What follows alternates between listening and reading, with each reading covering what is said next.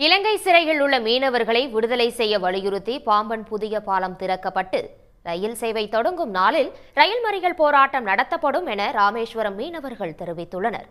ராமேஸ்வரத்தை அடுத்துள்ள தங்கச்சி மடத்தில் கடலோர பகுதி மாவட்டங்களான தஞ்சாவூர், நாகப்பட்டினம், புதுக்கோட்டை, ராமநாதபுரம், தூத்துக்குடி, கன்னியாகுமரி ஆகிய 6 மாவட்டங்களைச் சேர்ந்த மீனவர்கள் ஒன்றிணைந்து ஆலோசனை நடத்தினர்.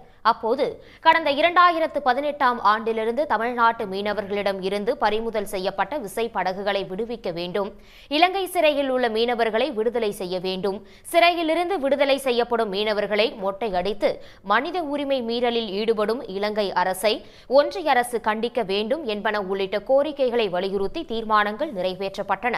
இந்த கோரிக்கைகளை நிறைவேற்றாத பட்சத்தில் பாம்பனில் புதிய பாலம் திறக்கப்பட்டு ரயில் சேவை தொடங்கும் நாளில் 6 மாவட்ட மீனவர்கள் ஒன்றிணைந்து ரயில் மறியல் போராட்டம் நடத்தப்போவதாகவும் மீனவர் சங்க பிரதிநிதிகள் தெரிவித்துள்ளனர்.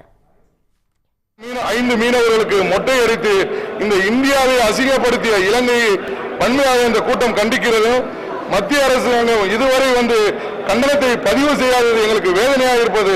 இந்த தமிழக மீனவர்களா இந்திய பிரஜைதானா என்ற சந்தேகம் எங்களுக்கு வருகிறது. நாங்களும் ஒரு இந்தியர்கள் தான்.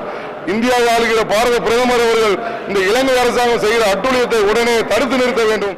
விசைப்படகுகளை சிறைப்பிடிச்சு அது அரசுடைமைங்கிற தெரிவிக்கிறாங்க. நீண்ட காலமா போராடி எங்களுக்கு எந்த விதமான பிரயோஜனம் இல்லாத காரணத்தினால இன்னைக்கு வர ரயில் புதுசா பாம்பன் பாலம் திறந்து ஓபன் பண்ற அன்னைக்கு நாங்க அந்த ரயிலை மறிச்சு போராட்டம் நடத்தி மத்திய அரசுக்கு கண்டனம் தெரிவிச்சு எங்களுடைய படகுகளை மீனவர்களை மீட்டு தருவதற்கான நடவடிக்கை எடுக்க சொல்லி அந்த போராட்டத்தை நாங்கள் அறிவிச்சிருக்கிறோம்.